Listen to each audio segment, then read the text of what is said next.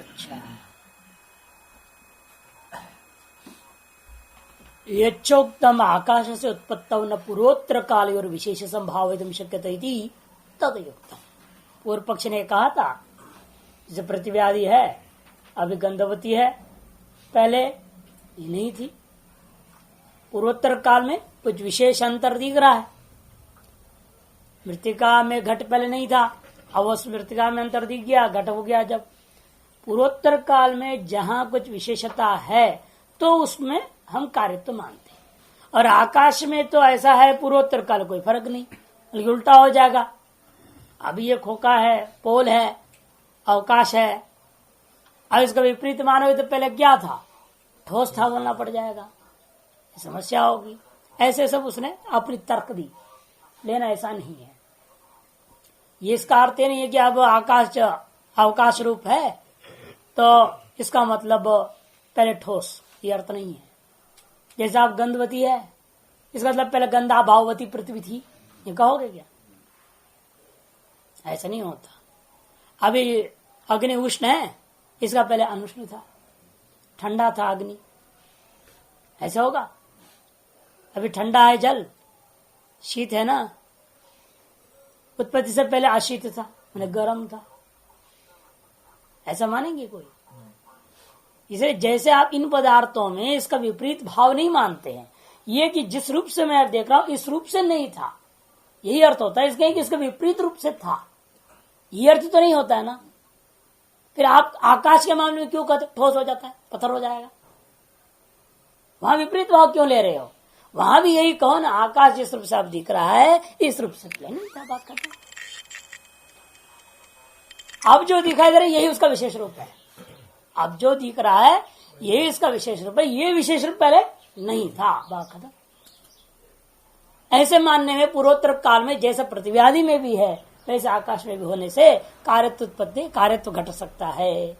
इसे आयु न तदयुक्तम, क्यों? यथोक्त आकाश के अंदर उत्पत्ति मानने से के पूर्व में पूर्वोत्तर काल में कोई विशेष संभाव नहीं है, ऐसा उसने जो कहा था वह युक्त है। क्यों? ये नहीं वही विशेषण प्रतिव्याधि व्यतिरिच्यमानम नभः स्वरूपवत् इदानीम अध्यवस्यते सएव विशेषः प्रागुत्पत्तिर्नासीत् इति गम्यते।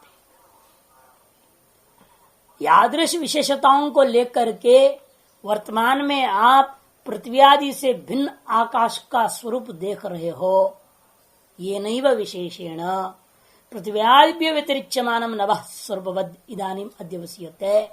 जिस विशेष रूप को लेकर के पृथ्वी आदि से भिन्नत्वेन आकाश का एक स्वरूप वाला ऐसा इस समय आप निश्चय कर रहे हो, सएव विशेषः वह विशेष स्वरूप प्रागुत्पत्तिर्नासीदिति गम्यते, उत्पत्ति से पूर्व नहीं था, यही अर्थ लिया जाएगा। यह सब विपरीत रूप में था ऐसा अर्थ कभी नहीं। जैसा पृथ्वी जल तेज आदियों में भी आप यही कहते हैं आदर्श विशेष रूप अब दिख रहा है, तादृश विशेष रूप पूर्व में नहीं था, इतना ही अर्थ होता है। इसका अर्थ यह नहीं उल्टा लिया जाता है इसका विपरीत भाव में था, ऐसा आपने भी स्वयं कहीं नहीं मानते हो। तो पहले भी तेज परमाणु रूपेण है तो वहां विष्णुबद्धि है, यानी कि अब विष्णुबद्ध हो गया तो पहले विष्णुत्व का भाव वाला था, मैंने शीत वाला हो गया, ऐसा आप भी नहीं मानते हैं। फिर हमारे पर कैसे आरोप लगा सकते हो? पूर्वोत्तर काल में जो विशेष नहीं है, हम भी कहेंगे आदर्श विशेष अनुभव हो रहा है, तादृश विशेष का भाव था, इतनी सी है। अतएव आकाश व कार्यत्व को स्वीकार करने में कोई दोष नहीं है। यथाच ब्रह्म न स्थूलादि पृथ्व्यादि स्वभाव स्वभावत अस्थूलम अनु इत्यादि श्रुतिभ्या एवं आकाश स्वभावेनापि न स्वभाववद अनाकाशमिति श्रुतिरवगम्यते। क्योंकि ऐसा कोई श्रुति भी नहीं है ना। जैसे ब्रह्म में स्थूलत्व का वारण करने वाला पृथ्वी आदि में रहने वाला जो स्वभाव है, तारक स्वभाव वाला ब्रह्म नहीं है, ऐसे कहने वाला स्थूलम अनु इत्यादि है ब्रह्म का विशेषण। लेकिन आकाश के लिए ऐसा कुछ है क्या? अनाकाशम, ऐसे कहने वाला कोई स्वरूप नहीं है। इत्यादि श्रुतिभ्या एवं आकाश स्वभावेनापि आकाश स्वभाव के द्वारा भी न स्वभावद अनाकाश श्रुते है अवगम्यते, वह वास्तव स्वभाव वाला नहीं है, इसलिए अनाकाशम ऐसा कोई श्रुति भी हमें उपलब्ध नहीं होता। अर्थात आप उसको स्वीकार करते हैं किंचित स्वभाव वाला है। तो ब्रह्म में भले स्थूलत्वादि पृथ्वी के स्वभावों का जैसे निराकरण हो गया, वैसे आकाश में यदि कार्य नहीं होता वहां भी उसके स्वभाव का अभाव कथन होनी चाहिए। आकाश के स्वभाव से भी स्वभाव वाला ब्रह्म नहीं है, किंतु उल्टा है, आकाश के स्वभाव का सदृश स्वभाव वाला ब्रह्म नहीं है, अर्थात आकाश के स्वभाव का भी अभाव है। आकाश का जो स्वभाव है, जैसे पृथ्वी का स्वभाव स्थूलत्व है, अणुत्वादी है, उसके अभाव ब्रह्म में कथन हुआ, वैसे आकाश के जो स्वभाव है अवकाश दातृत्व, तो इसका भी अभाव ब्रह्म में कथन हुआ श्रुति में।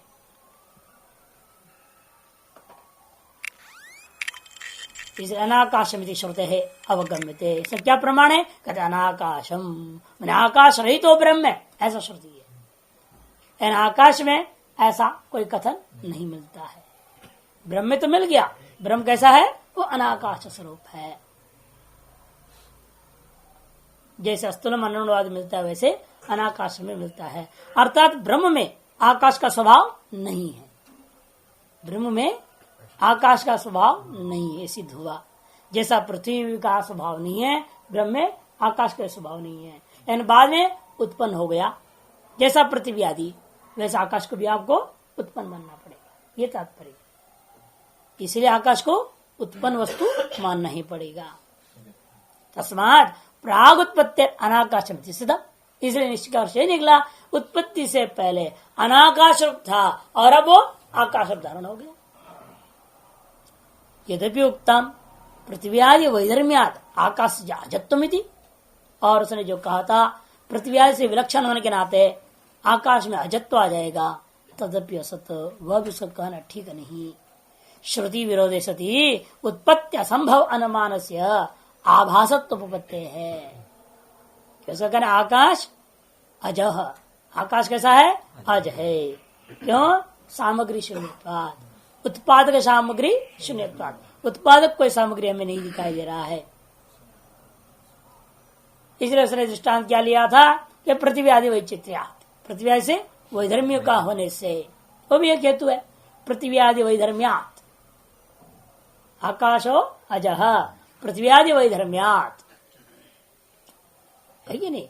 व्यतिरेक अनुमान करना पड़ेगा। व्यतिरेक है ना, घटवत जन्म तन्म में था घटा, ये कहनी पड़ेगी अनुमान। तब उसके विपरीत हम अनुमान दिए हैं पहले, नहीं आकाश उत्पन्न होता है विभक्तत्वात् घटवत। हम अन्वय दृष्टांत देते सीधे, आकाश उत्पन्न होने वाला वस्तु है, क्यों? विभक्त होने से, घट के समान। ये पहले हम लोग अनुमान इसलिए भाषा करते पहले इसका अनुमान दे चुके हैं। उत्पत्ति अनुमान से दर्शित, वो उत्पन्न होता है, वो ज है, आकाश अज नहीं, आकाश ज है, जन्य है, उत्पत्तिमान है। क्यों? विभक्तत्वात् हेतु से पहले हमने अनुमान को दर्शा दिया है।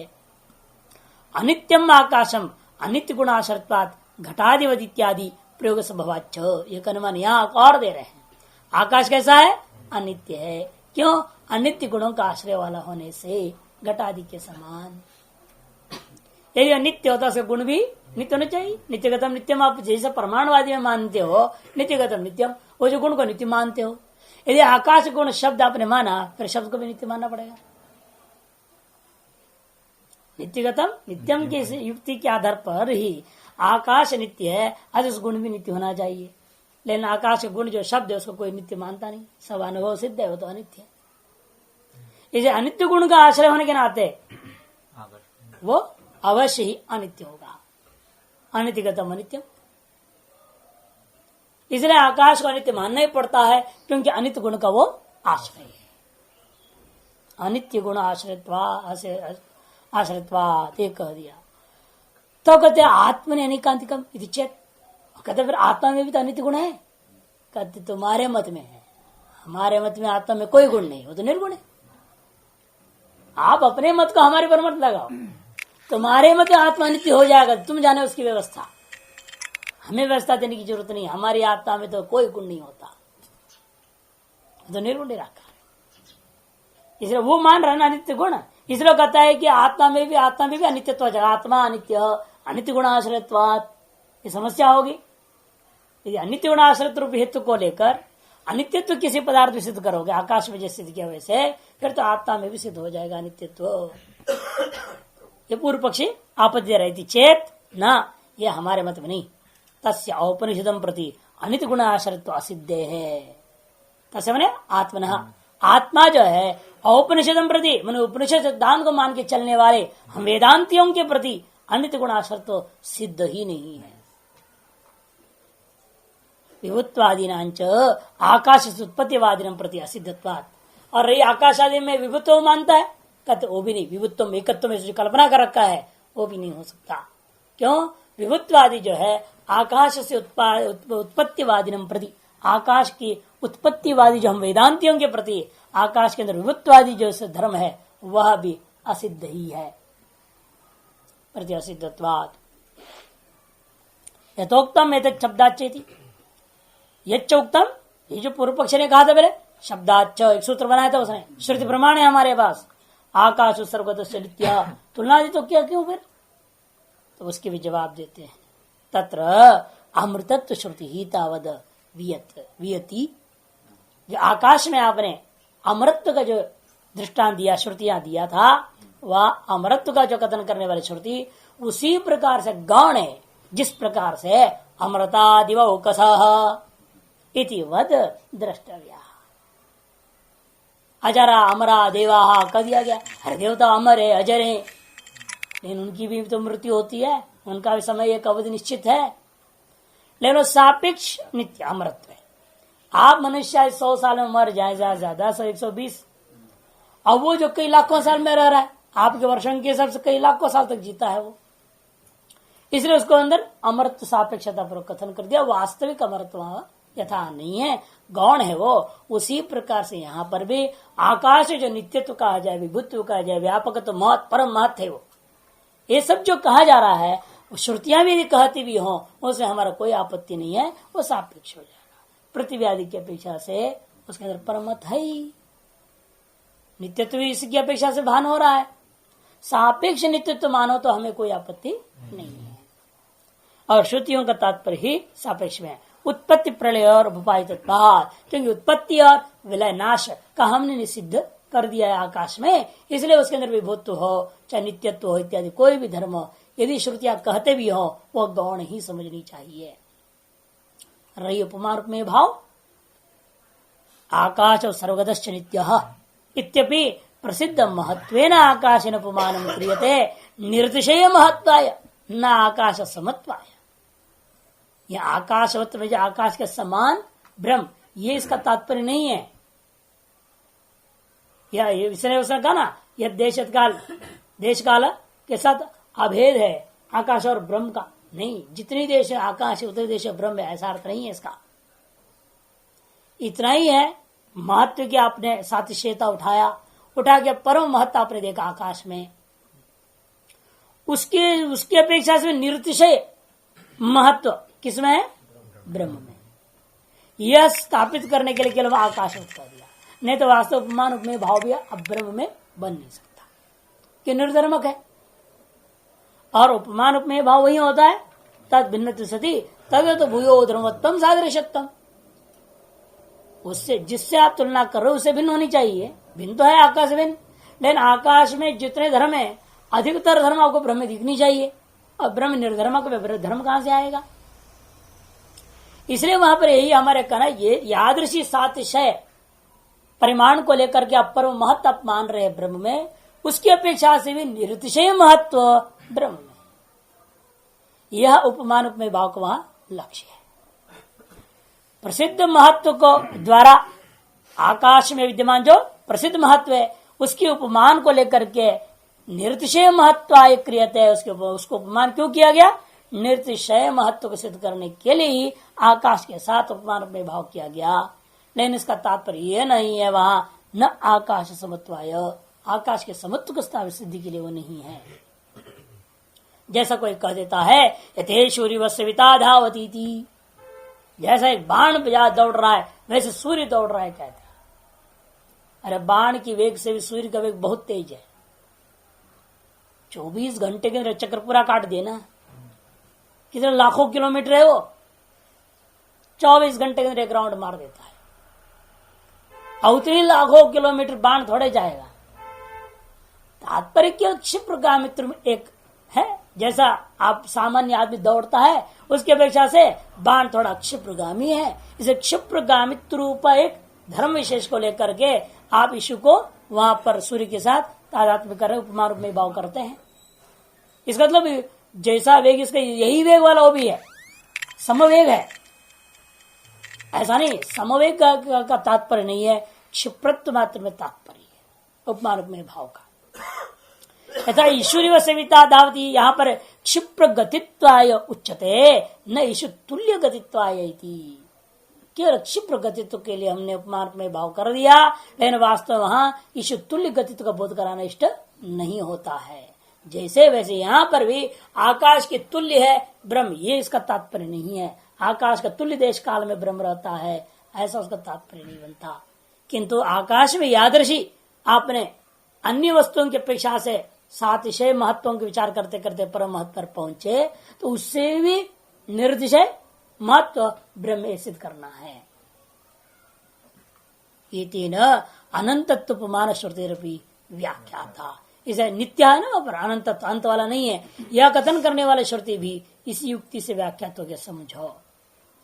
और दूसरा हमारे पास वही तो श्रुतियां हैं जो कहते हैं आकाश से भी विशाल है ब्रह्म, जायान आकाशात, आकाश से भी वो बहुत बड़ा है।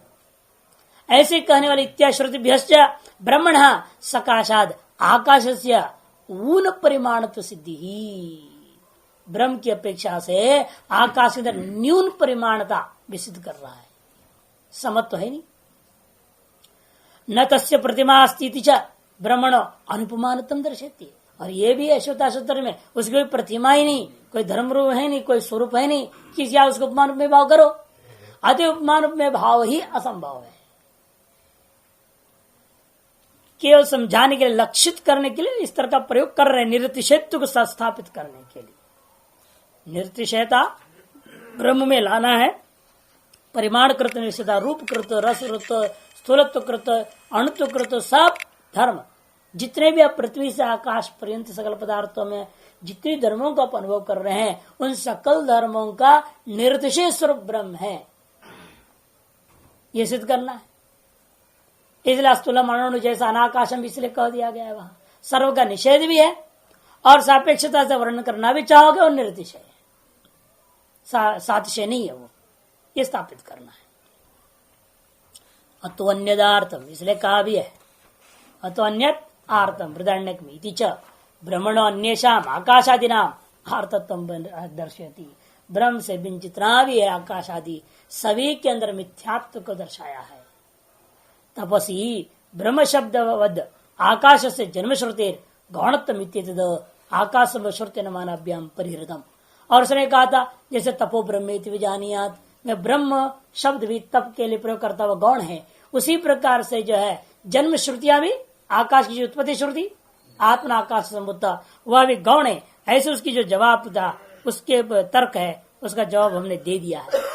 आकाश की उत्पत्ति का हमने अनुमान से भी सिद्ध कर दिया। अतः श्रुति का जो अपना अर्थ है वो गौण नहीं है, मुख्य अर्थ ही है। आकाश के संभव श्रुति है और अनुमान के द्वारा उसकी उत्पत्ति के बारे में हमने परिहार कर दिया। तस्मात् ब्रह्म कार्य व्यदिति सिद्धम, इसे ब्रह्म का कार्य ही आकाश है, ये सिद्ध हो गया। दूसरे भूत तत्व में आते वायु, तो वायु की भी सृष्टि कथन नहीं है ना चांदोग्य में, इससे समान आशंकाएं हैं लगभग, और जवाब भी लगभग समान ही है। अतएव जो अतिदेश संगति से यहाँ पर अगला एक सूत्र के द्वारा एतेन मातृश्वा व्याख्यातः, इसमें मातृश्वाधिकरण, मातृश्वा कहते हैं वायु को।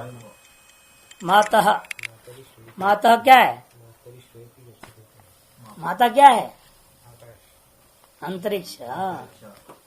मातरी माने अंतरिक्षे श्वयति गच्छति इति मातृश्वा वायु।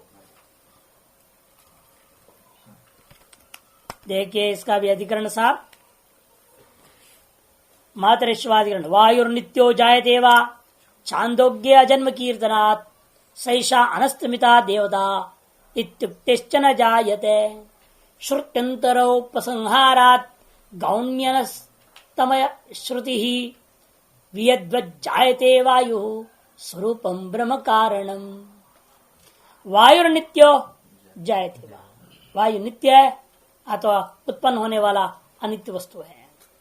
चांदों की उसके जन्म का कथन नहीं होने से वह नित्य है, एक है। तो दूसरा सैषा अनस्तमिता देवता, उसका अस्त होता नहीं है अर्थात वो विनाशी नहीं है, अविनाशी है, ऐसे कहने वाली श्रुति हमारे पास प्रमाण है। इत्युक्तेश्च न जायते, तो सिद्धांत के नहीं, श्रुत्यंतर उपसंहारात, श्रुत्यंतर से उपसंहार करने से ज्ञापन होता है आकाशवत वायु भी उत्पन्न होने वाला वस्तु है। जब आकाश ही उत्पन्न होने वाला वस्तु है, आकाशात वायु जो कह दिया अतः वायु भी कार्य है, सिद्ध हो गया। और रही आपकी श्रुति अनस्तमय श्रुति गौणी, वो गौण है। वियद्वज् जायते वायु हो, वायु का स्वरूप जो है, इसलिए जो है वियत के समान ये भी उत्पन्न होता है। स्वरूपम ब्रह्म कारण, जो स्वरूपात्मक ब्रह्म ही कारण है। बस इतना ही कहेंगे हम, आकाशोपाधिक ब्रह्म कारण है। पहले केवल ब्रह्म, मायोपाधिक ब्रह्म आकाश का कारण हुआ। केवल ब्रह्म तो किसी कारण नहीं है, केवल ब्रह्म अपूर्व मन ब्रह्म, कार्य कारण से रहित है वो। इसे केवल ब्रह्म को कभी भी कारण न समझिए। भले बोला जा रहा है यहाँ ब्रह्म से उत्पन्न हुआ, ब्रह्म से उत्पन्न हुआ, उसका तात्पर्य है मायोपाधिक ब्रह्म। इस विषय में हम लोगों ने पहले विचार किया है, आनंद गिरि टीका से विस्तृत रूप में आया था एक जगह पर।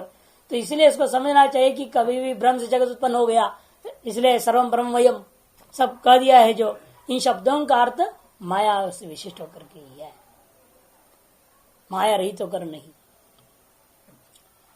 एतेन मातृश्वा व्याख्यातः, इसके द्वारा मातृश्वा का भी व्याख्या हो गया। पूर्वोक्त युक्तियों के आधार पर ही, अतिदेश संगति पूर्वोक्त युक्तियों के आधार पर ही मातृश्व वायु, वायु की उत्पत्ति का भी सिद्धि हो गई।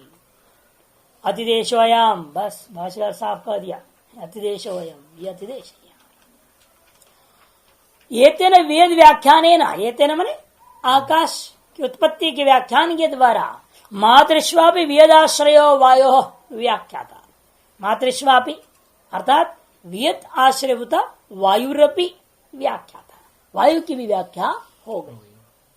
तत्राप्येते यथा युगम पक्षः रचितव्या, पूर्व पक्ष के चित्र सूत्र है, सिद्धांत के चित्र सूत्र है, वो सारी चीज यहाँ पर भी दो बारा संक्षेप में लगाकर दिखा दे रहे हैं आपको। यथा योगम पक्षः, पूर्व पक्ष वगैरह सिद्धांत पक्ष वगैरह को रचना कर लेनी चाहिए।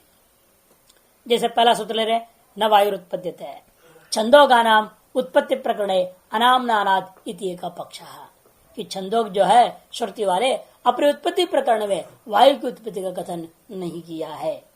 दूसरा तो नहीं, अस्तित्व तैत्तिरीया नाम उत्पत्ति प्रकरणे आमनानम, तैत्तिरीयों की उत्पत्ति प्रकरण में वायु की उत्पत्ति का कथन हुआ है। आकाशाद वायु रीति पक्षांतरम, तब परस्पर श्रुतियों में विरोध सिद्ध हो गया, अतः श्रुति अनादरणीय है, ऐसा पूर्व पक्ष करता है।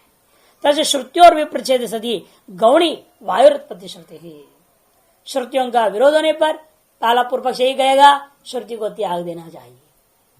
यथा आपने सांख्य स्मृतियों को त्यागने को कह दिया था, वैसे श्रुति को भी त्याग दो।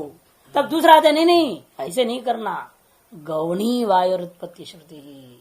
दूसरे ने कहा नहीं, ऐसा बिल्कुल त्यागना उचित नहीं श्रुति को, वो तो भाई महान चीज है, उसको क्या करना, इसलिए ऐसी श्रुतियों को गौण व्यवस्था कर दो। मुख्यार्थ मतलब जहां पर से विरोध हो जाता है, एक पक्ष को स्वीकार करके दूसरे पक्ष को गौण कर देना।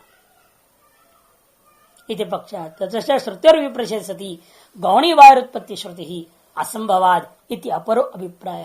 फिर दूसरे के अभिप्राय हुआ असंभवादी हेतुओं को देख करके वो सिद्ध करेंगे वायु उत्पन्न नहीं होता। असंभव क्यों है? क्योंकि स्वयं दूसरी श्रुति करी, सैषा अनस्तमिता देवता यद वायु हो, ये जो वायु है वो अस्त को प्राप्त होने वाला देवता नहीं है। अस्तमय प्रतिषेधात अमृतत्व श्रवणाच, अस्तमय का प्रतिषेध भी है, अमृतत्व का श्रवण भी है, क्योंकि उसी प्रधानक में वायुश्च अंतरिक्ष चैतद अमृतम कह, वायुरेव वेष्टिर, वायु समष्टि, ये भी कह दिया है। वही वेष्टि, वही समष्टि, वही सब कुछ है, इसका मतलब वो नित्य है। इत्यादि श्रुतियां भी अमृतत्व का श्रवण कर रहे हैं। या तो सब पूर्व पक्ष सारा सूत्र संक्षेप में हो गया। सिद्धांति बोलता है प्रतिज्ञानुपरोधात यावद विकारंच विभाग अभ्युगमा उत्पत्ति वायुति सिद्धांत। प्रतिज्ञा का हानि होता भी नहीं है। एक का श्रवण से सबका ज्ञान हो जाना, एक का विज्ञान से सबका विज्ञान हो जाना, अश्रुतम श्रुतम भवति इत्यादि जो कहा गया था वो जो है वह प्रतिज्ञा का हानि न हो, ये तरह आपको मानना पड़ेगा। यावद विकारंच विभाग अभिगमात कहते, इसलिए विकार का संपूर्ण विकारों का विभाग स्वीकार होने से वायु भी उत्पन्न होता है, यह मानना पड़ेगा। अस्तमय प्रतिषेधो अपर विद्या विषय आपेक्षिका। और जो आपने जो कहा था अभी श्रुति सैषा अनस्तमिता देवता यद वायु हो, वो श्रुति तो उपासना का मामला है, अपर विद्या का विषय है वो। अस्तमय प्रतिषेध जो है वो उपासना के अंगत्व न देवता की नित्यत्व कथन स्तुति अर्थ है। उपासना में ऐसी जो बातें आती है वो स्तुति पर ही लिया जाता है, इसलिए वो आपेक्षिक नित्यत्व ही होगा, हाँ, मुख्य नित्यत्व नहीं है। अग्नि आदि नाम वायु अस्तमय अभावात, अग्नि आदियों के समान क्यों ऐसे किया? क्योंकि अग्नि आदि सामने आप देख रहे हैं, आप पैदा किया नष्ट हो जाता है, इन वायु तो बहती ही रह रहा है। इसलिए कहते हैं कि देखो कि भाई अग्नि आदि की अपेक्षा से अग्नि आदि नाम इव वायु और अस्तमय अभावात, अस्तमय तो न होने से वहां कह दिया उपासना का प्रकरण में वायु को नित्य। कृत प्रतिविधानम च अमृतत्व श्रवणम, और इतना ही नहीं, अमृतत्व श्रुति का समाधान भी पूर्व में कर दिया है। कृत प्रतिविधान में समाधान, कृत समाधान है अमृतत्व आदि का जो श्रवण है, इसका समाधान पूर्व में हो चुका है। फिर पूर्व पक्ष नु वायु और आकाश तुल्योर उत्पत्ति प्रकरणे श्रवण श्रवणयोर एकमेव अधिकरणम उभय विषयमस्तु किम अधिदेशे न असति विशेषी थी। पूर्व पक्षी का कहना है ये अलग अधिकरण अपने क्यों बना है? चलो मान लिया मैंने आकाश वायु की उत्पत्ति होती है, फिर इसका अलग अधिकरण क्यों बनाया? मातृश्व अधिकरण आपने अलग बनाया, अलग सूत्र निर्माण किया उसके लिए अतिदेश करने के लिए क्या जरूरत है? कुछ तो फर्क होगा, इसलिए अतिदेश करना पड़ रहा है आपको। वो कहता है श्रवण श्रवणयोर एकमेव अधिकरण, जो वायु का आकाश के जैसे ही तुल्य है उत्पत्ति प्रकरण में श्रवण तैतरीय में, और अश्रवण छांदोग्य में समान है ना। संशय पूर्व पक्ष आदि सूत्र वगैरह समान ही लग रहा है, क्योंकि चांदोग्य में आकाश श्रवण नहीं था, तैतरीय में श्रुत है। सर चांदोग्य में वायु श्रवण नहीं है, तैतरीय में श्रुत है। तो वाक्यों को अपने वही लिया और श्रुतियों का विरोध भी वैसे ही है, समाधान भी सब वही, सारा हेतु से भी युक्तियां सब समान ही है, अतिदेश करने की जरूरत भी क्या है? अतिदेश वहां होता है कुछ अंतर होते हुए कुछ समानता भी हो, अतिव अतिदेश करके उसका जो अंतर है उसका भी खंडन करना है। इसलिए कहता है श्रवण श्रवण और एकमेव अधिकरणम उभय विषय मस्तु, एक ही अधिकरण में दोनों के इकट्ठे विषय बना लेते आप। किम अतिदेशेन असति विशेषे, इसलिए यदि विशेष कुछ भी ना हो, फर्क कुछ भी ना हो, फिर इसका अतिदेश करने की जरूरत क्या है? उच्चते सत्यम एवं एतत्, आप जो कह रहे बिल्कुल सही है, लेकिन 100% नहीं है। क्यों? तथापि मंदधिया शब्द मात्र कृत आशंका निवृत्त करता यह निर्देश क्रियता है। मंद बुद्धि वाले हैं, शब्द जाल में फंस जाते बेचारे, और शब्द जाल के चक्कर में आकर उनके दिमाग में आशंका रह जाएगी, उस आशंका का निवृत्ति करने के लिए हमें अतिदेश करना पड़ा। वो शब्द जाल ऐसे कहाँ है? संवर्ग विद्यादिशु ही उपास्यतया वायोर महाभागत्व श्रवणात्, संवर्ग विद्यादियों में उपास्य रूपा वायु का महाभागत्व नित्यत्व आदि बड़े उसके गुणों का वर्णन किया है।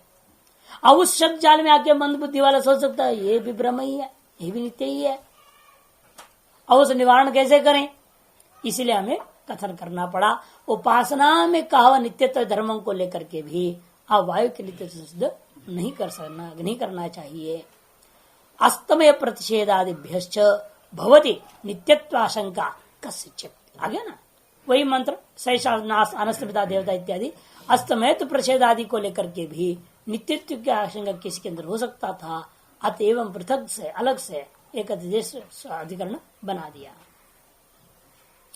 अप्रतिधारण संगति से अगला अधिकरण आरंभ होता है असंभवाधिकरण। और ठीक है, जैसे आकाश का उत्पत्ति होता है, वायु की भी उत्पत्ति आपने मान लिया, उसी प्रकार से ब्रह्म की उत्पत्ति मानिए। ब्रह्म भी उत्पन्न होने वाला वस्तु है, वह भी अनित्य है, ब्रह्म अनित्य।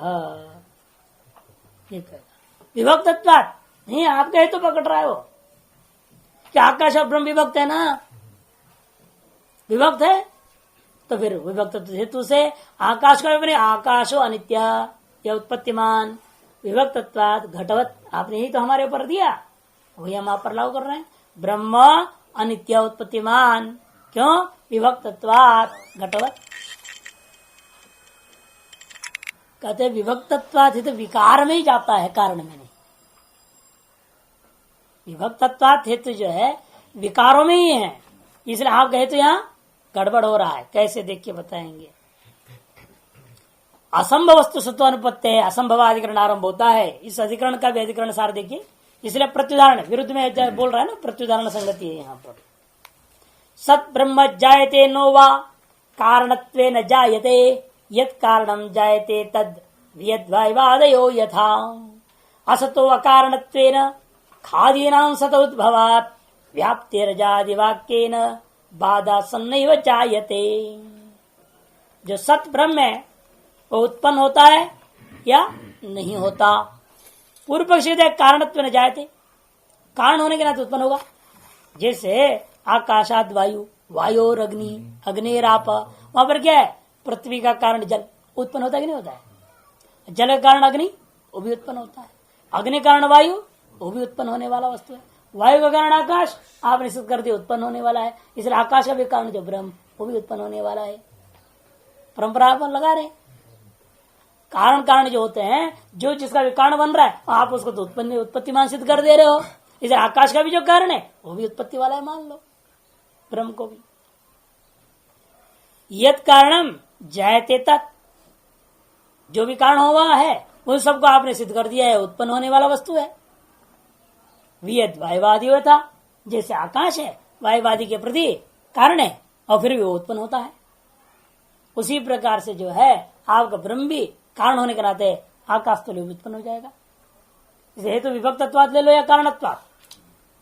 ब्रह्म अनित्य उत्पन्नशाली जह जन्य, क्यों? कारणत्वात् आकाशवत, ये कर दिया। असतो अकारणत्वेन खादीनां सतोद्भवात्। क्या कहते? देखो, यदि ब्रह्म का भी कारण है, ब्रह्म भी उत्पन्न है, तो ब्रह्म का कारण बताना पड़ेगा। लेकिन श्रुति ने तो उसका कारण बताया नहीं। इसे तस्माद आत्मना आकाश संभूत बोल दिया। आत्मा से आकाश की उत्पत्ति कह रहा है। उस आत्मा की उत्पत्ति किसी अन्य से कहा है क्या? उससे पूर्व में कोई और पंचम तो होना चाहिए ना, कहना चाहिए अमुक से आत्मा पैदा हुआ, आत्मा से आकाश, ये परंपरा होनी चाहिए थी। अमुक से आत्मा पैदा हुआ ऐसे कोई चीज का नाम नहीं लिया गया है। इसे कहना पड़ेगा आपको, फिर यदि ब्रह्म की उत्पत्ति मानना होगे, फिर ब्रह्म किसे उत्पन्न हुआ? असत से उत्पन्न हो गया। ये कहना पड़ेगा असत से ब्रह्म पैदा हुआ पहले, और ब्रह्म से फिर आकाश आदि पैदा हुए। असत कार्य असत कारणवाद खड़ा हो जाएगा, ये उचित नहीं है, शून्यवाद आ जाएगी। अथवा असतो अकारणत्वेन, और असत का भी कारण नहीं हो सकता। इसलिए असत से ब्रह्मोत्पत्ति आप कथन नहीं कर सकते। खादीनां सतोद्भवात्, क्योंकि उत्तरोत्तर में आप क्या देख रहे हैं? आकाश आदि सत पदार्थ से उत्पन्न हुआ है। इसलिए असत पदार्थ से उत्पत्ति का कथन आप कर ही नहीं सकते, और अन्य कोई सत पदार्थ का वर्णन नहीं है जिससे ब्रह्म उत्पन्न हो जाए। व्याप्ति रजादि वाक्य न बाधात, इसलिए आपका जो कृत व्याप्ति है, यद्यद कारणम तत्त उत्पन्नम, वह व्याप्ति का बाध हो जाता है अजत्वादि के द्वारा। व्याप्ति है, जो आपका व्याप्ति है वो अजादि वाक्य के द्वारा बाधात सन नहीं हो जाते। जो सत ब्रह्म है वह कभी उत्पन्न नहीं होता, ये सिद्ध होता है। तो यह पूर्व पक्ष निवारण करने के लिए सूत्र में असंभव वस्तु सतो अनुपपत्ते है। तो शब्द जो है शंका की निवृत्ति के लिए है। सतः माने सत स्वरूप ब्रह्म की उत्पत्ति असंभव है। क्यों? अनुपपत्ति है हेतु दिया, क्योंकि सत सामान्य की उत्पत्ति की उपपत्ति सिद्ध नहीं हो सकता। अर्थात अतिशय के बिना किसी भी चीज के बीच में प्रकृति विकार भाव नहीं मानी जा सकती। इसलिए घड़े से घड़ा पैदा नहीं होता, मिट्टी से घड़ा इसलिए भी पैदा हो रहा है क्योंकि मिट्टी की अपेक्षा से घट में कुछ अतिशय है। जब मिट्टी का ही संस्थान विशेष परिणाम कर डाला आपने, तब उसमें अतिशय आ गया। यादृश अर्थ क्रियाकारित्व मृत्तिका में आपने देखा था, उससे विलक्षण, उससे कुछ अधिक विशेषता से युक्त अर्थ क्रियाकारित्व घट में देखते हो। यादृश अर्थ क्रियाकारित्व तंतु में है, उससे विलक्षण अर्थ क्रियाकारिता पट में देख रहे हैं। ऐसे अतएव तंतु पट में मृत्तिका घटादियों में हम कार्य कारण भाव मानते हैं। उस प्रकार का कोई अतिशय ब्रह्म का कोई कारण मान भी लिया जाए, उस ब्रह्म का रूप कारण से उस ब्रह्म में कोई अतिशय सिद्ध करना पड़ेगा ना, वो कर ही नहीं सकते। क्योंकि सर्वनिरतिशय स्वरूपा निर्गुण निराकार निष्कलम ये सब शब्दों के द्वारा ब्रह्म का वर्णन कर चुके हैं। उससे भी और निरतिशय क्या हो सकता है? कोई कल्पना ही नहीं कर सकता। सर्व धर्म का, सर्व गुणों का, सर्व क्रियाओं का, सर्व कलाओं का जहां निषेध की पराकाष्ठा है, उस स्वरूप का नाम ब्रह्म कथन करने के बाद उससे भी निरतिशय कोई चीज चाहिए ना, कारण मानने के लिए इसको भी निरतिशय माना। अतिशय का इसमें लाने के लिए ब्रह्म के सकल धर्म क्या है? अतिशय। उसको अतिशय बता, इसके अपेक्षा से निरतिशय कोई कारण माननी पड़ेगी। इस घट अतिशय है, उसके अपेक्षा से निरतिशय मृत्तिका थी। इस पट अतिशय है, उसके अपेक्षा से निरतिशय तंतु है। अगर ब्रह्म यदि सातिशय मान लोगे, एतादृश विशेषण वाला धर्म ब्रह्म को भी उसका निरतिशय कोई दूसरा स्वरूप मानना पड़ेगा, जब इनका भी निषेध होता हो। सर्व निषेध का निषेध क्या होगा? सर्व भाव सिद्ध हो जाएगा, उल्टा जगत आ जाएगा। इसलिए ब्रह्म का कारण जगत है ऐसा कोई कहेगा क्या? आत्मा का कारण जगत तो हो नहीं सकता। आगे आत्मा से सब पैदा, आगे कह रहे हैं आप, आत्मा से आकाश पैदा होने से आकाश से आत्मा पैदा नहीं हो सकता है। इसलिए भी जो है कोई कारण का स्वरूप आप सिद्ध ही नहीं कर सकते ब्रह्म का। अनुपपत्ते है वेद पवर्योर असंभाव्य मान जन्मनोर अपि उत्पत्ति उपश्रुत्या। जो आकाश और वायु जिसको पूर्व पक्षियों की बुद्धि के अनुसार जिसकी उत्पत्ति बिल्कुल असंभव है, लेकिन आपने अनुमान और श्रुति के बल पर उसको भी उत्पन्नशाली सिद्ध कर दिया है। यह बात सुन करके दिमाग घूम गया किसी का, और कहने लगा ब्रह्मणो भी भवेत कुतश्चित उत्पत्ति स्यात् कस्चिन्मति। किसी की ऐसी बुद्धि हो सकती है बात सुन करके, फिर तो ब्रह्म की उत्पत्ति जरूर होती होगी। तथा विकारेभ्य एव आकाशादि उत्तरेषां विकाराणाम उत्पत्तिम उपश्रुत्य आकाशस्यापि विकारादेव ब्रह्मणोत्पत्तिर्ति कश्चन मन्येत। इसलिए विकारों से विकारेभ्य एव आकाशादिभ्य उत्तरेषां विकाराणाम उत्पत्ति। आकाश में विकार है, उससे वायुवादि की उत्पत्ति, वायु भी विकार है, उससे अग्नि आदि की उत्पत्ति। इस तरह से उत्तरोत्तर जो उत्पत्ति है किसे हो रहा है? विकारों से दूसरे विकार की उत्पत्ति आपने देखा है। जैसे आज ब्रह्म को विकार मानना पड़ेगा जिससे आकाश की उत्पत्ति हुई है। विकारे बेव आकाशादिभ्य उत्तरेषां विकाराणाम उत्पत्तिम उपश्रुत्य। उत्पत्ति को सुन करके आकाश का भी विकार होने से आकाशास्यापि विकारादेव ब्रह्मण उत्पत्ति, आकाश की उत्पत्ति भी विकारभूत ब्रह्म से उत्पत्ति हुआ है, ऐसा कोई मान सकता था। ताम आशंकाम अपने तुम इदम सूत्रम, उसी आशंका को दूर करने के लिए यह सूत्र आरंभ हुआ है। इसलिए वो कहते हैं ब्रह्म उत्पद्यते कारणत्वात्, ब्रह्म उत्पद्यते कारणत्वात् आकाशवत्। आकाश में भी कारणत्व है, अतएव उसमें उत्पत्ति मत्व भी आपने सिद्ध कर डाला है। व्याप्ति बिल्कुल सही लग रहा है, उसमें कोई संशय नहीं है। यत्र कारणत्वम तत्र उत्पत्ति मत्वम आकाश आदिवत बिल्कुल सही है। लेकिन बाधित हो जाएगा, यह सत्प्रदेश खड़ा कर दो। आकाश नोत्पद्यते कारण शून्यत्वात् निर्विषाणवत् व्यतिरेकेण घटवत, ये अनुमान कर दो। न खलु ब्रह्मण सदात्मक से कुतश्चित अन्यत संभवोत्पत्ति ही आशंकितव्या। ब्रह्म जो सदात्मक है उसका किसी अन्य से उत्पत्ति की संभावना की कल्पना आपको नहीं करना चाहिए, शंका ही नहीं करनी चाहिए। कस्मात अनुपपत्ते है, क्योंकि आप सत की किसी से उत्पत्ति कथन नहीं कर सकते। सत मात्र में ब्रह्म कि सत मात्र वो, सत सामान्य रूप है वो, अस्तित्व इसलिए कहा सत सामान्य रूप है वो। और सत सामान्य भी किससे उत्पन्न होगा? विशेष सामान्य उत्पन्न होता है क्या? अरे सामान्य से विशेष उत्पन्न होता है, कभी भी विशेष से सामान्य उत्पन्न नहीं होता। विशेष उसी का नाम है जो सामान्य का भेद को प्रकारो विशेष है।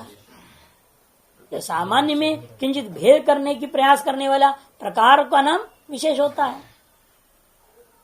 इसलिए विशेष से सामान्य की उत्पत्ति नहीं होती, सामान्य अधीन होकर के विशेष की जो है प्रकट्य होता है। इसलिए कहते कि देखो सन्मात्र जो ब्रह्म है वो किससे पैदा होगा? न तस्य सन्मात्रादि उत्पत्ति संभवती। कोई दूसरा सन्मात्र लो, उस सन्मात्र से सन्मात्र की उत्पत्ति मानो, ये नहीं हो सकता। क्यों? असत्य अतिशय प्रकृति विकृति भाव अनुपत्ति है। क्योंकि जब तक कोई अतिशय ना हो, कुछ विशेष अर्थ क्रिया का अर्थ फर्क ना आवे, तब तक हम उसको प्रकृति विकार भाव मानते ही नहीं है। सन्मात्र से सन्मात्र की उत्पत्ति कह दोगे, है ना? सन्मात्र से सन्मात्र की उत्पत्ति हो गई, इसका मतलब क्या? अतिशय नहीं रहा। तंतु से तंतु उत्पन्न हो गया, फिर उसमें क्या अतिशय रह गया? तंतु का कार्य तंतु नहीं होता है या नहीं? मृतिका से मृतिका उत्पन्न हो जाए, ऐसा कभी नहीं होता। मृतिका का कार्य मृतिका नहीं होता। अतिशय के बिना उसको कार्यत्व ही प्रकृति विकृति भाव व्यवहार में आएगा ही नहीं। नापि सद विशेषाद दृष्टि विपर्यात सामान्याद ही विशेषाः उत्पद्यमानः दृश्यन्ते मृदादिर घटादियो न तो विशेषेभ्य सामान्य मिति। आ गया ना? संसार में ही देखने को मिलता है जो सत्य विशेष है, दृष्टि विपर्यात सामान्य ना भी सद विशेषात। पहले उसका खंडन कर दो। सद विशेष से पैदा हो गया ये भी नहीं कह सकते। क्यों? जो संसार में हम देख रहे हैं उसका विपरीत हो जाएगा मामला। सद विशेष से या किसी भी विशेष से सामान्य की उत्पत्ति संसार में देखने को नहीं मिला। वो दृष्टि विपर्यात की व्याख्या है। सामान्याद्य विशेष उत्पत्ति माना दृश्यन्ते, सामान्य से विशेषों की उत्पत्ति होता हुआ देखने को मिलता है। यथा मृदादिर घटादियों, मृदादियों से घटादियों की। न तो विशेष सामान्य, विशेषों से सामान्य की उत्पत्ति होता हो ऐसा कहीं देखने को मिलता नहीं। ना पे चलो फिर सत सामान्य से भी ब्रह्म पैदा नहीं हुआ, सत विशेष से भी ब्रह्म पैदा नहीं हुआ, तो असत विशेष से पैदा हो गया। मान लो असत से ब्रह्म पैदा हो गया। ना भी असत हो निरात्मकत्वात्, जो असत होता है और निरात्मक है। निरात्मा से आत्मा पैदा हो गया ऐसा कहा नहीं सकते। कथम असत सज्जायित, उसी छांदोग्य इसलिए विचार भी प्रश्न उठाया। कोई आशंका कर भी सकता था ना पागल, इसलिए बोल दिया वहीं पर कथम असत सज्जायित इति च आक्षेप श्रवणात्, ऐसा आक्षेप साफ जो है छांदोग्य में कहा गया। सकारणं करणाधिपाधिपो न चास्य कश्चित जनिता न चाधिप, श्वेताश्वतर में स्पष्ट ही है। सकारणम, वो जो आत्मा है देव है वो कारण है। वो कैसा कारण है? लेकिन करणाधिपाधिपो, कर्णों का अधिप है, उसका भी अधिप है। वो कर्णों का अधिप कौन है? जीवात्मा। उस जीवात्मा का भी वो आत्मा है, वास्तविक स्वरूपभूता तत्व है। इसे न कच्चा अस्य कश्चित जनिता, उसका कोई जनक ही नहीं है कह दिया। साफ शब्दावली है, न चास्य कश्चित जनिता, इस ब्रह्म रूपी आत्मा का कोई जनक ही नहीं है। न चाधिपा, और उसका कोई स्वामी हो उसका नियंत्रण करने वाला, ये भी नहीं है। न स्वामी तस्य इति च ब्रह्मणो जनितारम वारयति, ब्रह्म की जनिता का ही खंडन हो गया। वियत पवने और पुनरुत्पत्ति प्रदर्शिता न तो ब्रह्मण शास्ति वैषम्यम। ठीक है, आकाश और वायु में तो उत्पत्ति श्रुति और अनुमान से हमने सिद्ध कर दिया है, वहां तो उचित ही था। लेकिन ब्रह्म में ऐसा नहीं हो सकता, क्योंकि ब्रह्म और आकाश आदियों में विषमता है। न च विकारेभ्य विकारांतर उत्पत्ति दर्शनात् ब्रह्मणों भी विकारत्म भवितुमर्हति। एक विकार से दूसरे विकार की उत्पत्ति आपने यही देखा ना, आकाश से वायु, वायु से अग्नि, एक विकार से दूसरे विकार उत्पत्ति को देखने में से आप ये मत कहिए ब्रह्मणों भी विकारत्म भवितुमर्हति, ब्रह्म भी विकार है, ऐसा आपका कहना उचित नहीं होता। क्यों? मूल प्रकृति अनुभिग में अनवस्था प्रसंगा, क्योंकि आपको भी क्या करना पड़ रहा है, कोई न कोई मूल प्रकृति में जाना पड़ता है। कोई कहता है परमाणु है, कोई कहता है प्रधान है, अरे कोई न कोई ऐसा नित्य में मानना पड़ा जिसकी किसी अन्य से उत्पत्ति नहीं है। कोई भी दार्शनिक हो, कोई न कोई ऐसे मूल कारण को मानता है जिसकी दूसरे से उत्पत्ति नहीं है।